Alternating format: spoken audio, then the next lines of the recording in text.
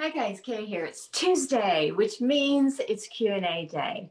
And I'm getting ready to join the rest of the group to have today's discussion. So, what are we talking about? We're going to talk about confidence in mediumship. And you know what? We can't talk about confidence without talking about trust because they go hand in hand. And while I'm there, I'm going to go ahead and throw in the importance of surrendering and blending with the spirit world when we're getting ready to work. Now, if this sounds like something that interests you, stay with me. And while you're waiting for the rest to show up, go ahead and hit the subscribe button. That way you'll get notices right away and be the first to know when I've added a new video. Now, if you have any questions while you're watching today's discussion, jot them down in the comments below. Ask away, guys. You never know, your question may be the next video tutorial that I do. So jot your questions down, add your comment. Don't forget to hit the subscribe button so that you get regular notices for every time I upload a video. All right, you ready? Come on, let's go join the group. Last week we had a post about confidence, and it generated a whole lot of responses. And so I thought it would be a great topic for us to talk about today. Obviously you can't have confidence without trust, and trust comes confidence. So those two go hand in hand. But we're also going to talk about surrender and blending as well, because to me, those are the three things that I think are critical in this work that we do. We have to have confidence and trust. We must surrender, and we have to blend with the spirit world. And what I have found is if you learn to do one, the others fall into place. So that's the key. And to me, trust, that's the biggest one, the biggest issue, trust and confidence. So I looked up to see, what exactly does it mean to have confidence? And this is exactly from the Oxford Dictionary. It says the feeling or the belief that one can rely on someone or something. Firm trust. So how does that apply to mediumship? We got to rely on ourselves, and we have to rely on the spirit world. And that's a big thing to ask of mediums, to rely on themselves and to rely on the invisible, the unknown. That's huge. So confidence and trust, for me, it only makes sense that those things are going to be drawn out, and it's going to take place over a long period of time, if not the entire time that you work as a medium. My feelings, my thoughts on that. So trust, confidence, how does that play into our role as the medium? We know from our own personal life experiences that confidence and trust is what propels us forward in any endeavor that we have in life. And mediumship is no different than that. It's what helps to pull us up by the bootstraps when we fall flat on our face. And I think we can all attest that we fall on our face a lot in this work. It was pretty much daily for me for a long time. I would just fall. And that trust and that confidence just goes whoosh, right there with you. It falls with you. So, it is important then for us to make sure that we have that, or we work towards that in our developing. Another thing that trust and confidence does for us as mediums is it helps to show our clients or our audience members that we know what we're doing. We can do this. We've got this, right? So all of that comes into play there. That's why it's so important. But how do you get it? How do you get trust and confidence? I go all the way back, go back to this all the time. It's all about going within and doing the work on the inside. That's a huge part of it, because we have insecurities within us. And even though some of those insecurities may have nothing to do with our mediumship, they may somehow, in a long roundabout way, tie into our mediumship. So we have to go and we have to really face those insecurities that we have, and then heal from that. Let that go. And that will help with confidence in our mediumship as well. So we build on it. It's something that happens over time. We practice, and we practice, and we practice, and we start to see how when we first started, we were at point A, but at some point, that curve for point A started moving upwards. And we can start to see the progress that we're making. Even if it's just little baby steps, we can start to see that progress. Make sense? Yep. I'm going to look over here and see. Yep, makes sense. Good. So we have to work on it. We have to build it. We have to practice more, go within, and heal all of that from the inside, as well as work on the stuff in our mediumship. Okay. One of the things that I say all the time is, to me, I always go, maybe it's the mom in me, I don't know. Or maybe it's the teacher of 5 and 6 year olds in me.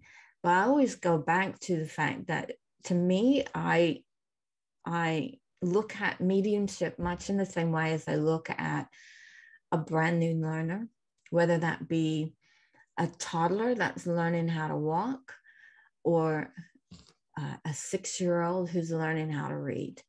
When you first start, you fall a lot.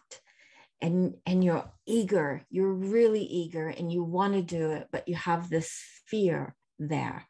And you have to gain your trust to work on that. And, the more you try, the more someone holds your hand. And sometimes that's what we want, sometimes that's what we need. Holds your hand and walks you through it, that confidence will start to grow, especially for you who are just starting out. When you become more into that intermediate level, or even into the advanced level, do you still have confidence issues? Do you still have trust issues? Well, I can raise my hand and say, yes. It may not happen every time I work, but there are times where things are not going well in my life. Maybe I have a lot on my plate. Maybe I just received some really horrific news about somebody that I love, and I have to work in 10 minutes. I may not be at my best. I may not do the kind of reading that I know I'm capable of. And it may come in and affect my confidence. And if it affects my confidence, because I'm worried about all these external things, then I may not be trusting so well when spirit comes in to work with me. And so, yeah, for that reading, for that moment during that reading, I may have a little bit of an issue there. The difference between someone who is a working medium versus someone who's just starting out is the one starting out may let that affect them for a long time. Whereas I know how this works. I just do my best, shrug it off, and keep going. That's the difference. But we still will have our moments. Absolutely still have our moments. Okay. I hope that makes sense. So let's talk about, did you have a question? No. Okay. I saw that shadow behind you there, Gopal, and I thought you were raising your hand. Okay. You can stop me at any time, guys, if you want. So let's talk about. There was an internal hand raising. Yeah. Oh, there was. Good. Go on, Lisa. If I'm getting ready to do a reading or whatnot with my clients, since I'm a working psychic medium and energy healer, and I'm not feeling good going into it, like I was last week, I got back from a trip and I was just tired. I called the client. I said, hey, can we reschedule? And I was able to reschedule it. So energetically, I think, we have to know, I'm like you, I want to give 100% reading to all my clients. So if I'm energetically not there, even if I have a few lined up, I'll call them and say, hey, I'm under the weather. Let's go ahead and reschedule. Yeah, I know. Let me admit some more people there. I'm right there with you. I understand that. I've had the same kinds of situations happen with me, but I'm a little more stubborn, and I try to go on ahead and do the reading. And then as I get started, realize, oh, this is not happening for me today. Can I please back out and let's reschedule here, because it's just not working. I mean, it happens. Absolutely. Yeah. The other thing that, has been very effective for me is using a lot, meditation, of course, is key to my practice because that's where I do a lot of healing work. But with mediumship, I find it's particularly important to get into the meditation and connect at that deeper level, I take clients into a room that they remember, perhaps as a child or a young adult, and invite that family member into the room and get them familiar with the room, get them to feel into the room so they can really open up that heart space, like you're always saying, and invite that family member in. And sure enough, they come in. Yeah, they do. That's another way of working. So, and I think that's a neat way of working. I do mine just a little bit differently. I'll bring the spirit world in first, but we can go, you can do it either way. But I bring the spirit world in. But I think that if you can create that space where the sitter, the person who's living, can join you and feel as if they're right there with their loved one, I think you have moved mountains. And you're, in my opinion, I think that's where the most healing and soul touching is going to take place, because they feel as if they're there, right there, and they can feel their loved one. So it's a beautiful, beautiful way to work. So thanks for bringing that out. And welcome to those that joined. I'm sorry, I didn't see that you were waiting. Sorry, I kept you waiting. And thank you for continuing to wait. I was concerned for a minute. I was like, what's in my computer? What's happening? I'm texting, like Asia Kim was like, are you on? It's all me. Sorry. All me. Not your fault at all.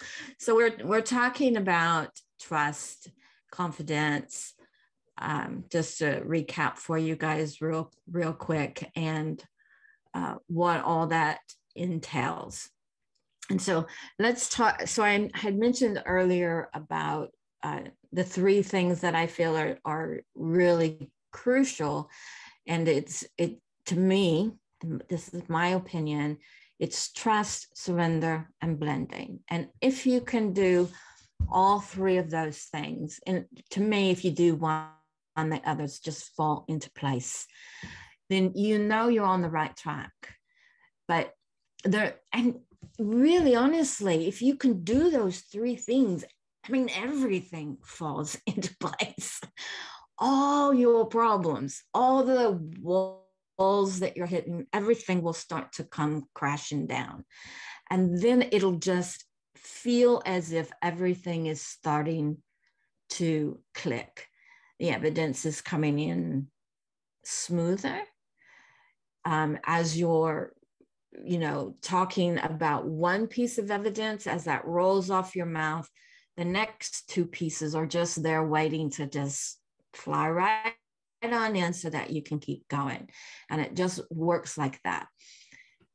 But you have to surrender. So I'm blend. So what does that mean when I say surrender? Surrendering is when you allow the spirit communicator to come in super close, closer than they've ever been before. Allow them to come and be within your energetic space. So if we think in terms of your aura being as your energy, as it is, think of your aura. And when you step into your power, your aura expands outwards. And your aura is what has all those little filly sensors in there that pick up on information. So think of all of that. That's where all your sensors are. So when you step into your power and you expand your aura out, spirit worlds can come in and they become into your space. And that's when you'll notice, oh, someone stepped in. I can feel them. There's a teeny tiny shift that you will start to notice. And you'll know that they're there, but then you just invite them, come a little closer, come closer until they're right there, as if they're in your ear. That's when you surrender and you allow them to do that.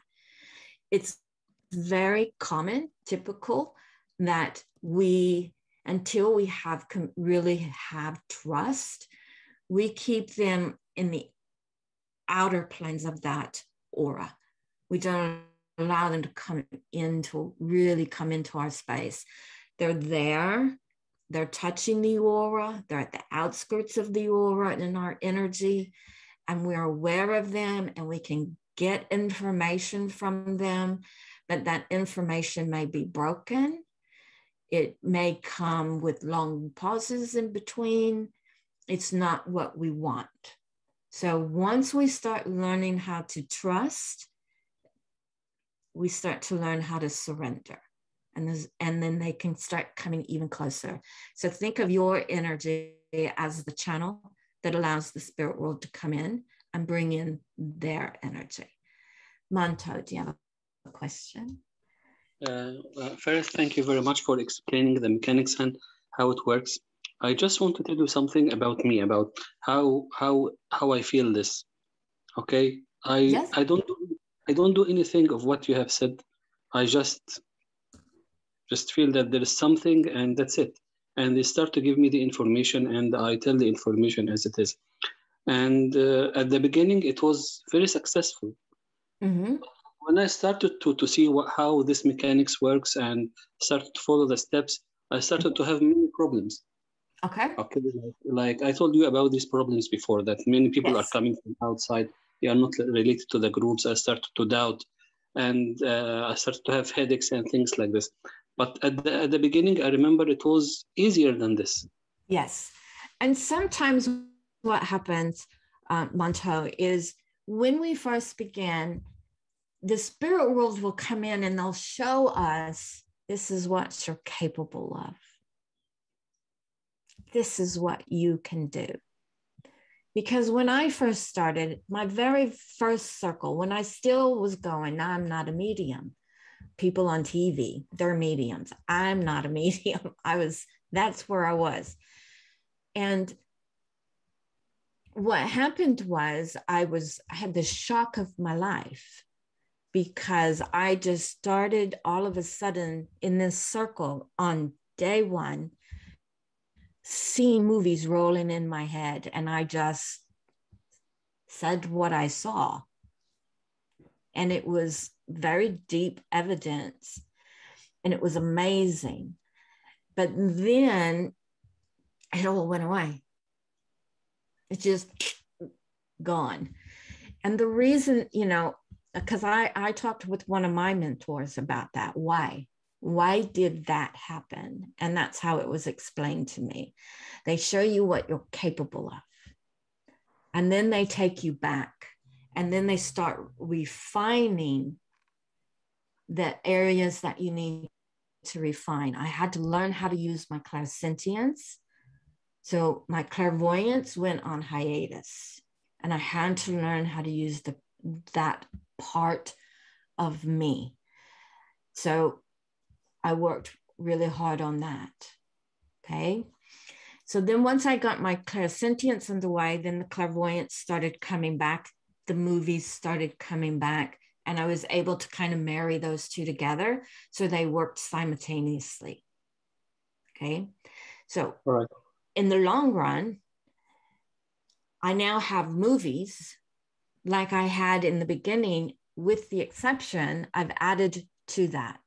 Now I have my clairsentience coming in, and all my other clairs coming in, working with that clairvoyance, so that I can bring in a more multidimensional aspect to that evidence.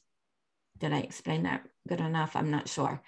So when you start your circles and you start learning and you start taking classes, that's when you start learning to have the discipline and to understand what it is that you're doing. And in the long run, even though it's frustrating, I get it, it's very frustrating. In the long run, when you get to where it is you want to be, you will be a far better medium than what they showed you in the beginning.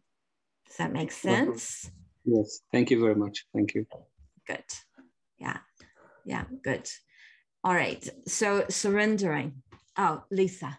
Yes, my understanding is that they say that whichever clair is your strongest is the one that you should work on developing first. What are your thoughts? No. Hey, I was just curious. I disagree with that. Okay. Why? Why limit yourself to one? I agree. You have all of them. They're there. They're there. Okay. So even though at the very beginning, it was the clairvoyance that was working really well for me, all the other ones were still there. They're just back there in the background, twiddling their thumbs, going, hello, I'm here. And I had to awaken that part of me and allow those clairs to come in. Because believe me, it made a big difference. And I'll give you an example of when that all started coming. I remember this reading, and most readings, I forget them, the moment it's over with. I don't remember a lot about any of them, but this one stuck with me because this is when it started kind of coming together. And I remember I was giving a reading to a gentleman, and the scene that I was seeing in my mind, the movie that was rolling in my head was that of a carnival. And all of a sudden, I started hearing the music going on in the background. I could hear voices in the background that was not of my language. I started to have these real distinct smells as well. So not only was I describing to him this carnival atmosphere where I was, or what I was seeing, but I was able to bring in what I was hearing. I was able to, dun, dun, dun, dun, dun, and bring in the music as well. And then the smells. And because I didn't know what I was smelling, I had to describe it. And he knew exactly what I was talking about. That to me was an aha moment. It was like, OMG. That's what I've been working on all this time, is to be able to bring in the movie, but bring in all the other clairs with it. And it just made it, you know. So I say, work on all your clairs. Don't narrow it down to just one. We want to use all of them if we can. I think you will always have a strength, though, honestly. Mm-hmm. And I honestly thought that my strength was my clairvoyance, because that's what I saw first. Mm-hmm. But I don't believe that now. I believe my strength is my clairsentience. Interesting. Yeah, because I don't always see color, but I can feel the color. Mm-hmm. You know, I feel things that I shouldn't be able to feel, that I should only be able to see. Mm-hmm. So I believe my clairsentience is now. So if I'd have believed that my clairvoyance was it, where would I be now? I don't think I'd be doing this. That's for sure. Good question. But that's my opinion. I have to give you my opinion. So I think spirit brings you what you need too. You know, at the right times as you're working. Absolutely. They're going to bring you. Right now, for me, it's clairvoyance. They'll show me the person with something familiar, be it a surfboard or a skateboard, or I'll see the word, or I'll actually see it. So, and I go with it from there. If they show me anything else, great. If they don't, great. I let them bring that evidence in, just like you do. Yes, and I that's, to me, is the best way. Just allow the spirit world, and if you surrender, you allow the spirit world to come in, bring the evidence as they wish, not according to my checklist. I have a structure that I like to follow. I do. Do I? Not always. Because, and the spirit world knows I have a structure. My team knows I have a structure, but I'm flexible enough to allow, and that's the spirit communicator, to come in and just bring as they wish, because my structure might not work for my communicator. So I have to be flexible. And I never have a list. Never. I'll just let it flow. Let them bring it in and follow it. Let them lead. Good. Good questions, though. Go, Paul. Do you have a question? Oh, unmute yourself.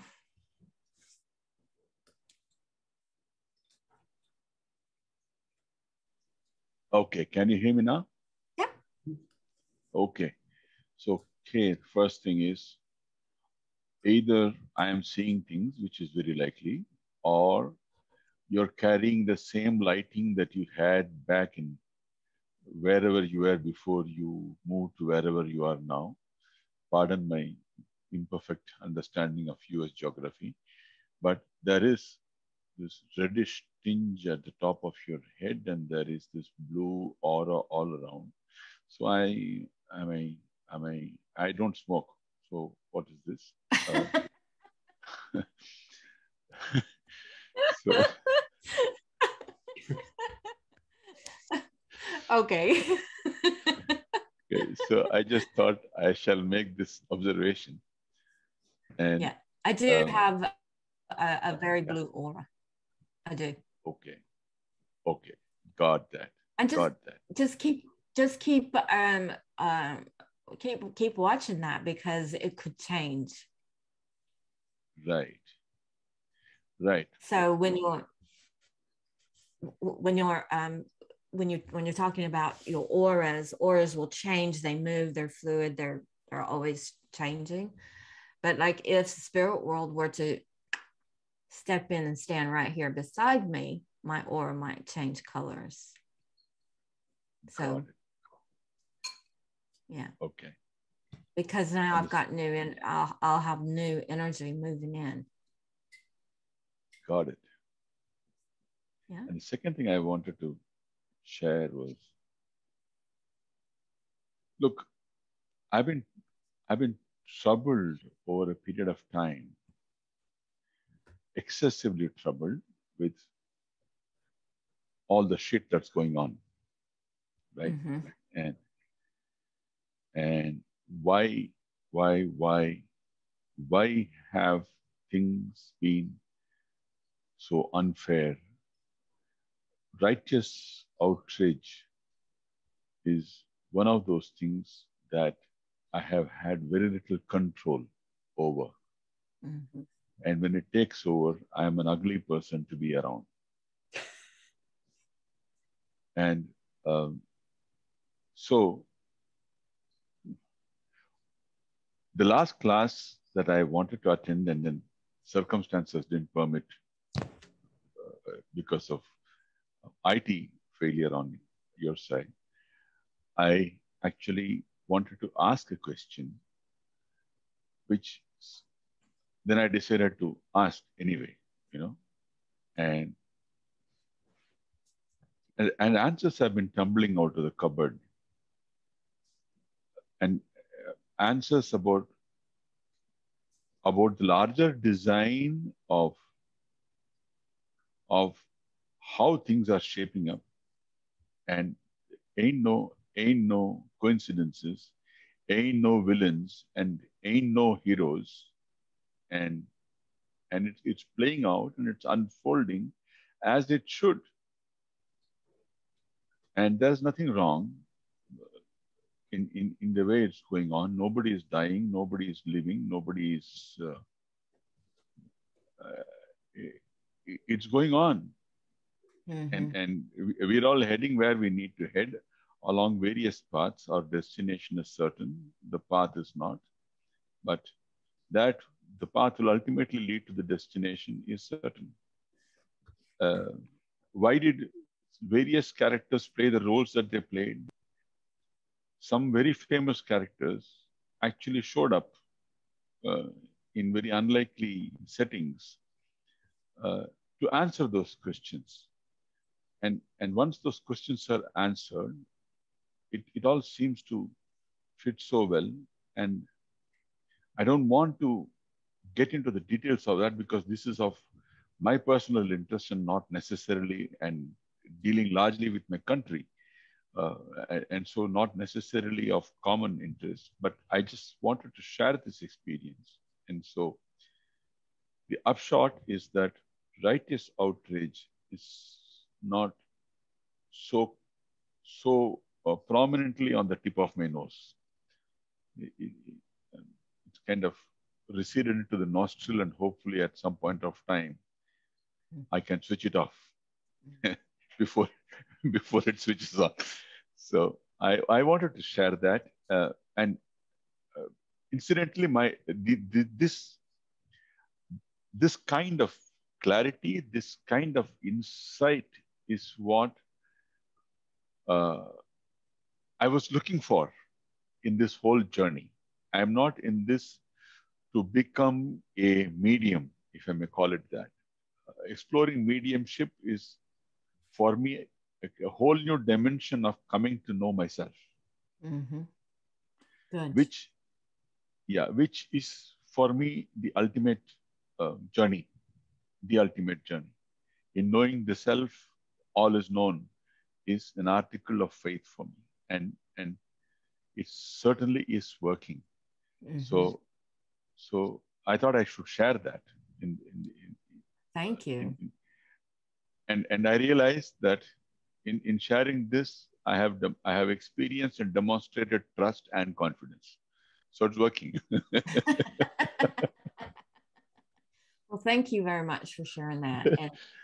And it warms my heart to hear that there are people that are in this not to just be a medium, but to discover themselves and to walk their truth, because this is who we are, and whether or not you do anything with it, it is a self-discovery.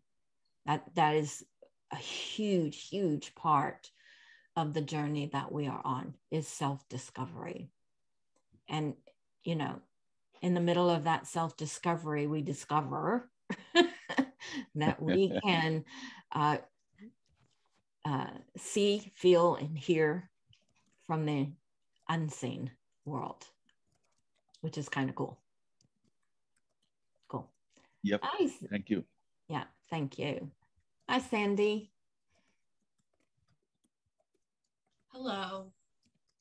I wanted, after Gopal said that he saw a blue aura, when Monto was speaking with you, I saw red, yellow, and orange around him.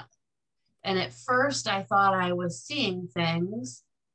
And then when your face came on the screen and then his face came back on the screen, and then I didn't see it. And so I was wondering what that was about. Like I saw it all around his head. It just means that you saw it, and when he came back, you didn't. that's all that means. I mean, we want it to stay there. We do, but it doesn't. For some people, maybe it does, but it doesn't for me. But you just, at that moment when he was speaking to me, you became aware of colors around him at that moment. And what do those colors mean? You didn't take my color class? No. Oh, well, I know what they mean for me, but everybody may have slightly different interpretations to that. And that's a whole nother, that's a 4-week class. Okay. learning about color and all of that. But it just, to be real quick, the way that I was taught was the basic colors, no matter who you are, no matter how you do it, they all kind of somehow overlap. People's interpretations of colors will overlap to some degree, and the basic colors are the ones that overlap the most. So when you said red, yellow, and orange, is that correct? Yes.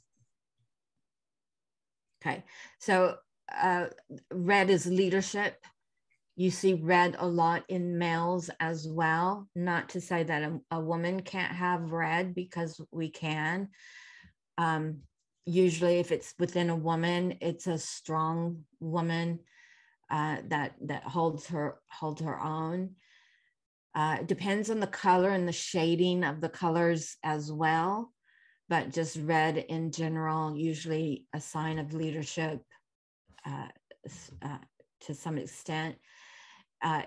Yellow and red together make orange. So you're going to have a little, if you're seeing orange, to me, orange is family. Orange is also healing. It's a really nice healing color. So you're going to, even if you didn't see the red or the yellow within the orange, there's red and yellow. Does that make sense? Okay. Yeah. Yeah. So you can pick up little bits of what the meaning is of red and the meaning of yellow that falls within that orange. Yellow to me is of the mind. So Montal must be quite intelligent or quick. Just nod your head, Montel. Yes, yeah. Or maybe even analytical, those kinds of things. Organized. There's lots of little things that fall into yellow, but that's just down and dirty quick. Yeah, good. I'll have to look into that more, because that's the first I've ever seen color like that. And well done. I'm very proud of you. Thank you. Yeah. And for me, I don't, if I try to see the color, I don't see it, but I'll feel it. But when I'm not trying at all, boom, there it is. I'm weird like that. I didn't even know that was an option. To make it happen? Yeah. Yeah, you can set your intent to see the colors around a person. Yes, absolutely. You can set your intent. Just like you set your intent to psychically, it is a psychic tool. That's where you're pulling that from your psychic. Yeah, all that. I could talk for days on color. I like using color. Monto. All right. I have a question regarding the skills or the clairvoyance, the clairsentience, etc. Mm-hmm. They are using them in mediumship, and they are also using them in clairvoyance. Yani, I know how to do it in mediumship, how to use them in mediumship. But when I tried to do it in order to do a clairvoyance, I failed. What do you mean by clairvoyance? No, you mean psychic? Psychic, yes. Got it. Okay, yeah, because clairvoyance is. Yeah, sorry. I was thinking clairs. Okay, I got what you mean.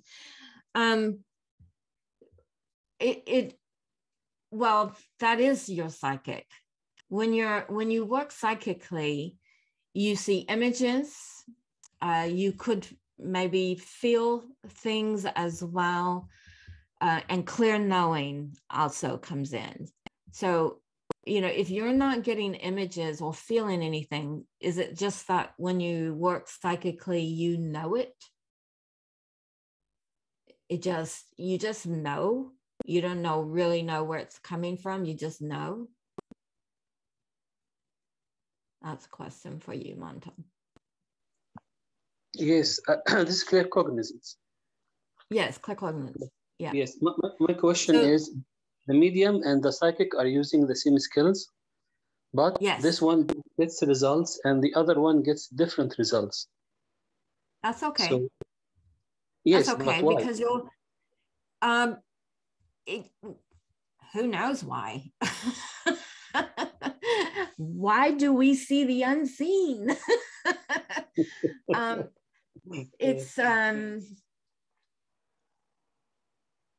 It's a different, you're working, when you work psychically, your energy is moving outwards and you're connecting with the living is what you're doing. And so how that information comes in, it's going to depend on, lots of things. So, and it's the same when you move your energy upwards and you go into mediumship. Everything's going to depend on your sitter and how your communicator and how that communicator wants to work with you. So the communicator is going to decide, are they going to bring in images? Are they going to bring clairsentience? How are they going to work with you, the medium? That's controlled by your communicator. So when you work on a psychic level, it's the same kinds of thing, except for you're blending your energy with somebody who's alive. And it's, what does their soul want to give to you? And what is your soul willing to receive? So all that is. So I wouldn't get so caught up on that. I wouldn't really worry about it. Guys, to be honest with you, I don't pay any attention to my clairs at all. I just do the work. I just don't worry about it. It's going to come in. Everyone's different. And every communicator is different. Every sitter is different. And so it's just going to always be changing. And you are always changing. Your own energy is changing and adapting as you become more and more awake.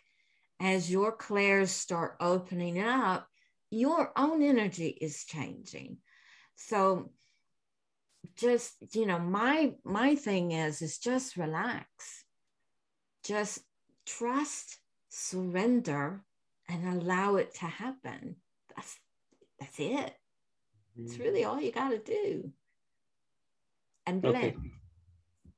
And yes. blend. Yeah. Thank you very much. So, Jean. Oh, I wanted to comment on what Gopal had said earlier. you know, about just all the stuff that's happening in the world. And, you know, of course we get mad and angry about things, what's happening. But I've learned for myself that, you know, it really is out of our control, because, you know, we have free will.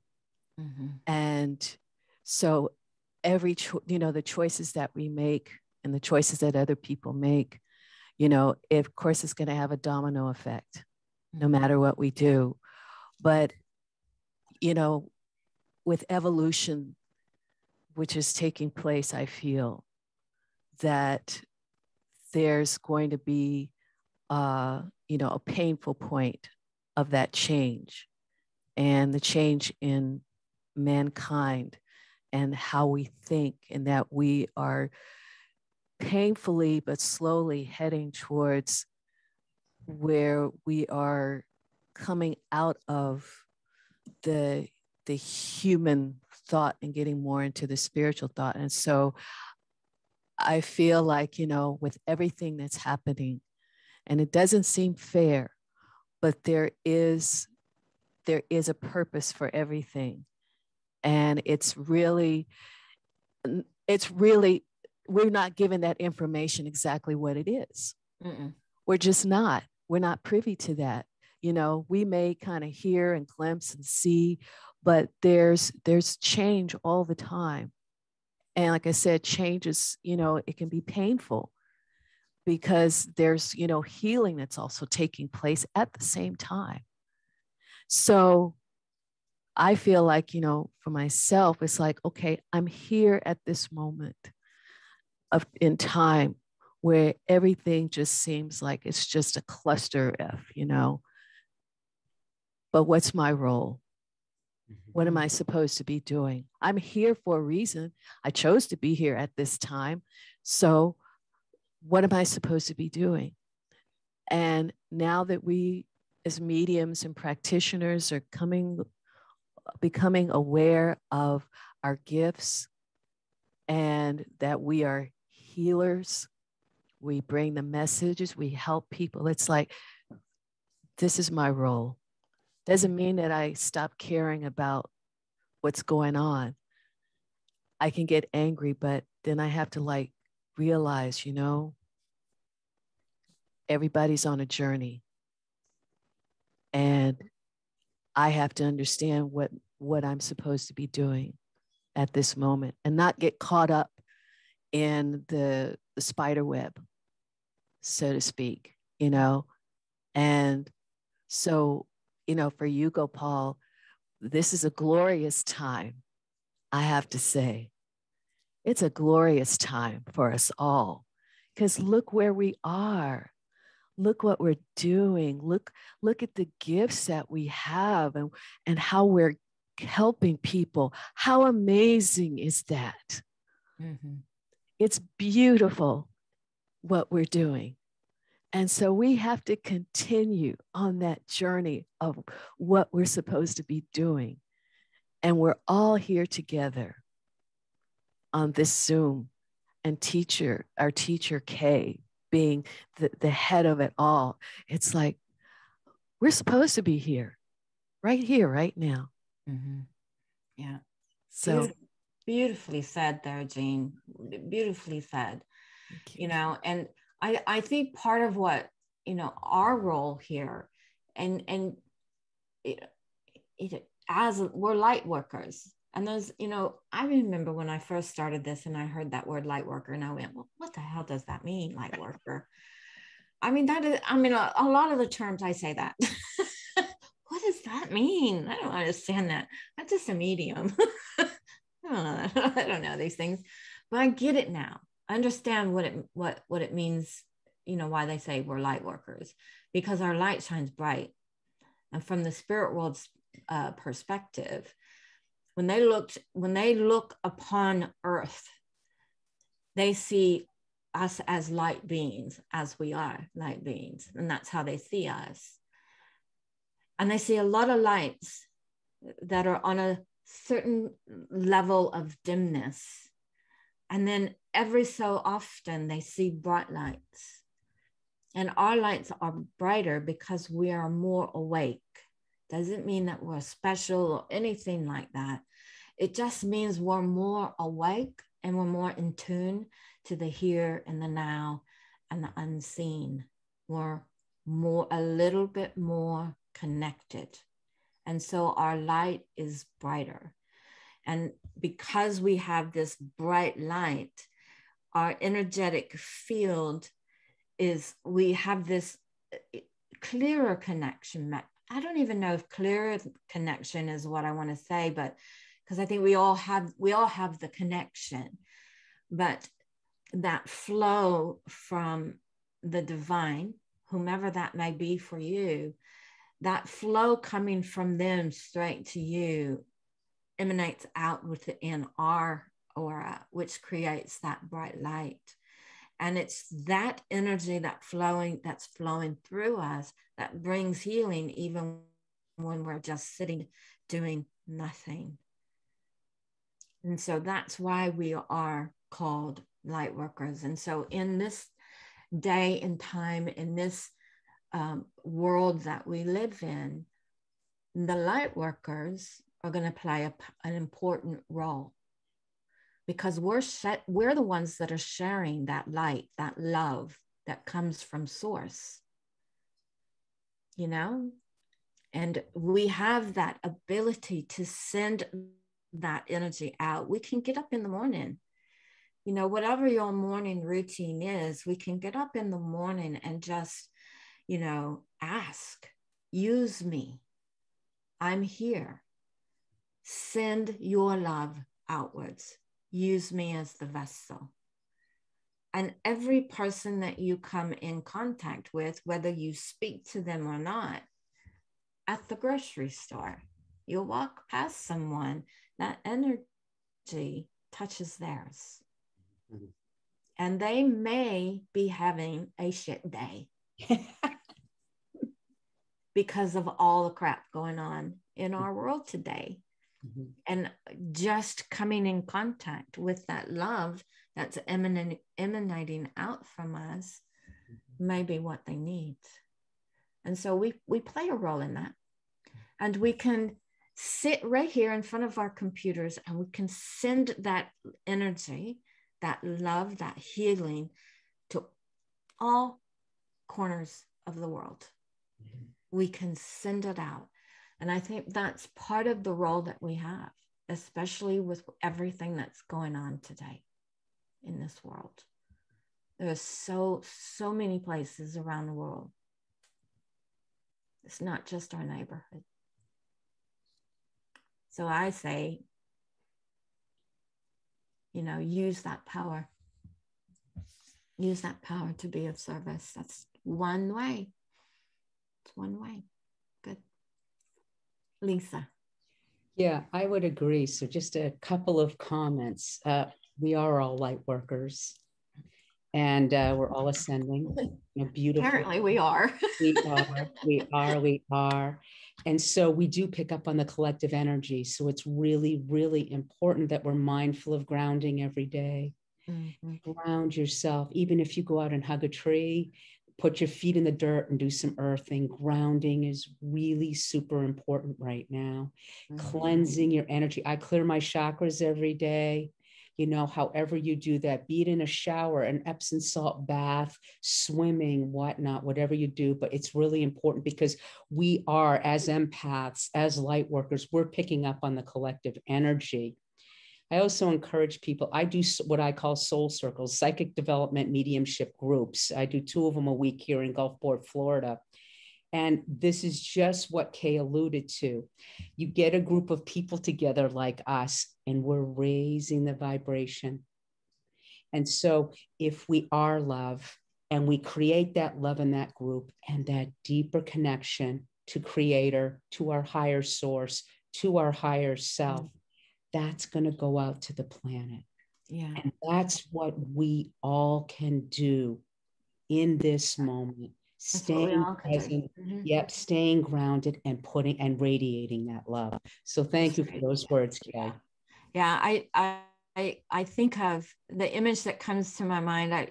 You probably have all seen that image of, I can't remember where it was, but all these children, and they're all sitting there, sitting outside, just probably thousands of them meditating for peace. It's the same, it's the same thing. That's exactly what they were doing, sending that energy outwards. But yeah, that's just another one of our roles as a medium. Good. Gopal, do you have another question or comment? Yeah, follow on kind of. As Jean was saying what she was saying,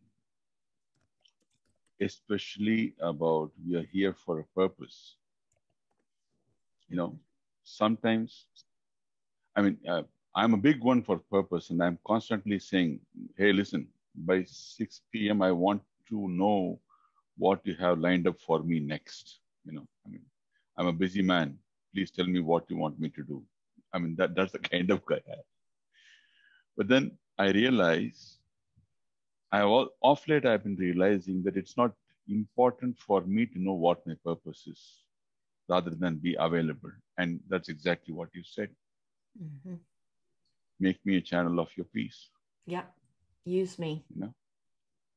Use me. And sometimes it can just be that you're putting your little granddaughter to sleep, and that babe is cradled in your arms, and you're looking down at her,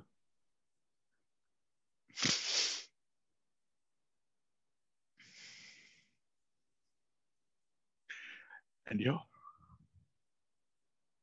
sometimes you remember to call them and say, here is this beautiful little life. Mm-hmm. Bless her. Bless her, yeah. And sometimes that little life does this little start, and that something has touched her in that moment. Yeah. And maybe all of your life up to that point was just about that single instant. And you will never know, and you don't need to know what ripples that is going to set off, but you have done your little bit in that moment. Yeah. And that's a privilege. Yeah. It's a privilege. It is a privilege, and it's the simple things. It's not that we have to do grandiose things. It's the simple things. Really, life is simple. Life is simple. It should be anyway. And just doing that, and that she was touched in some way. What a beautiful, beautiful moment for you. To be able to do that, and two, to witness it. Beautiful. Yeah. Yeah. Thank you for sharing that. Asha. Hi, everybody. And wow, there's been some moving commentary here. It's really unbelievable. Thank you, everybody, for bringing your energy together. We're really raising the vibration as we go. And I was thinking about what Gopal was saying about how impatient he can be, and basically righteous anger, the feeling of the righteous anger, and accepting that. I think what for us is we're not going to overcome our human aspects, because we're in this body, and as long as we're in this body, we're going to do human stuff. So our job is to look at those aspects, understand where they come from, that it is not part of what is the higher purpose and for the light and for the greater good of everybody. Obviously, because it feels this big, and we know it. And if we're working on it or being aware of anything, we can feel that.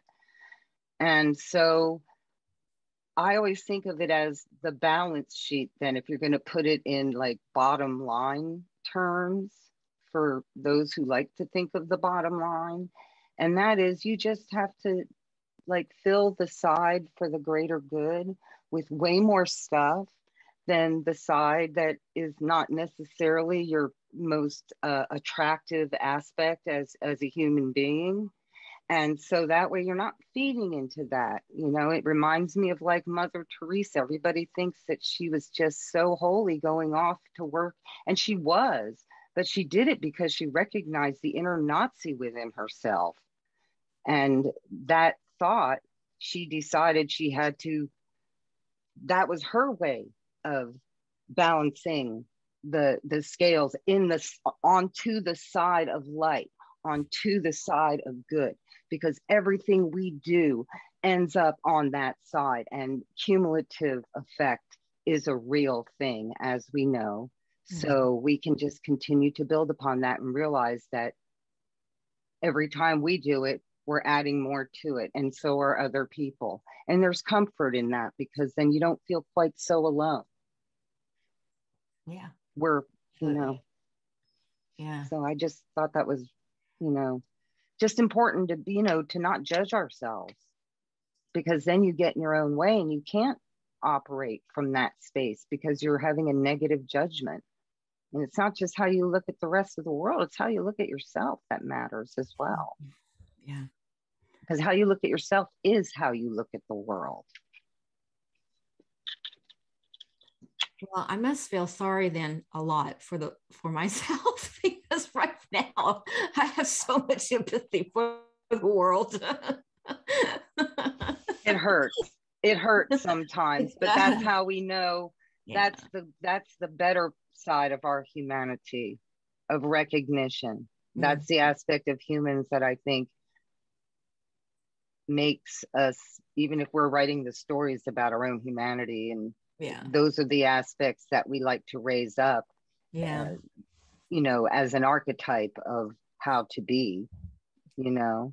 So no, and but then it's like some people have worked longer and harder at turning what's coming in, about how to, like, it's like if you think of martial arts, it's not like karate, which is like punching. It's more like Aikido, where you just take the energy and then redirect it, so it doesn't come in on you. So, you know, redirecting it, because if you meet force with force, that's what you're going to get. Yeah. And I think, you know, just going back to what Lisa said, we have to be able, you know, take the time, go out, ground yourself, cleanse yourself, but just, or what, you know, wash yourself. You know, I like, I learned this from James Van Prague.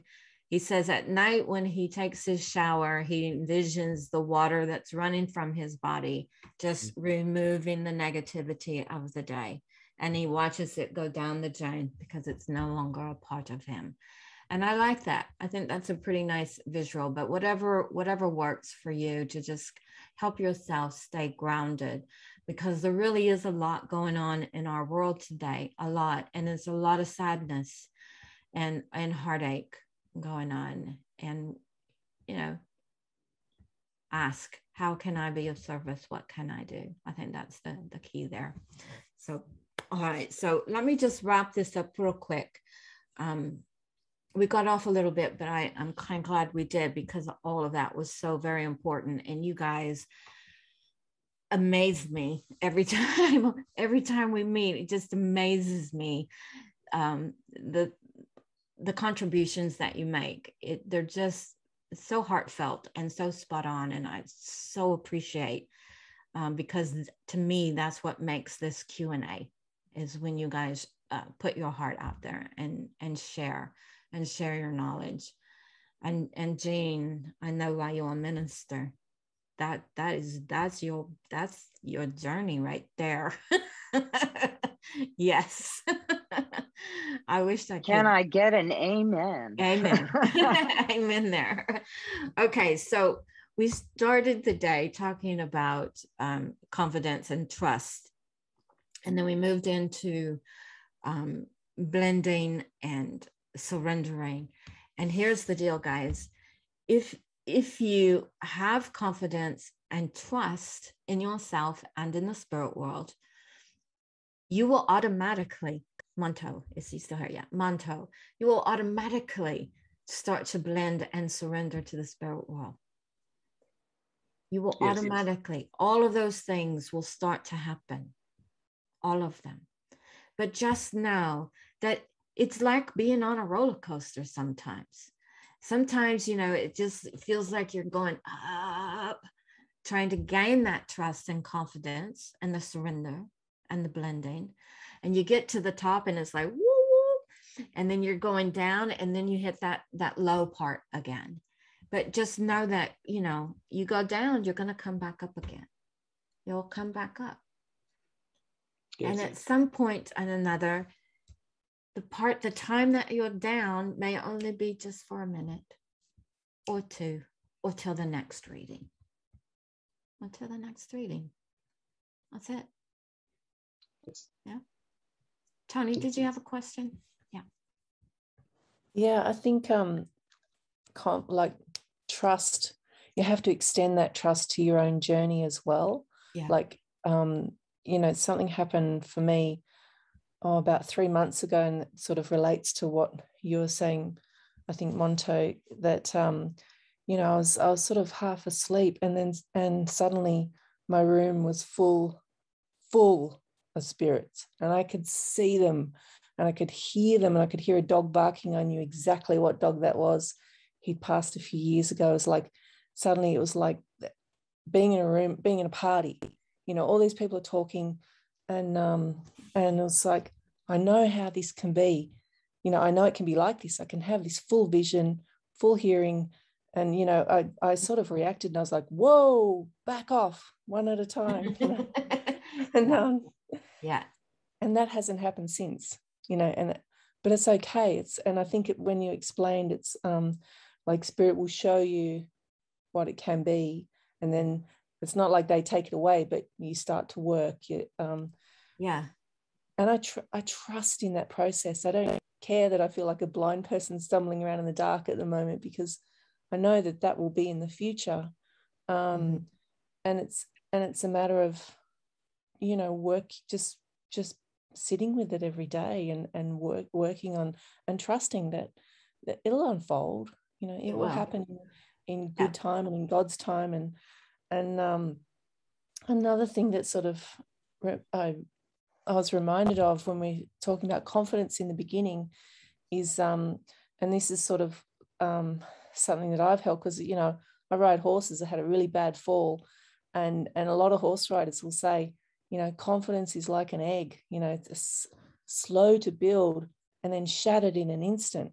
Yes. But then you rebuild. And you can rebuild. Yeah. Yeah. I like that analogy. That's a good one. Yeah. It's worked for me. Yeah, that's a good one. It can be shattered in a moment. And even the best of the best, people that have been my mentors sometimes have an issue with their confidence. Something will shatter it. The thing is they bounce right back.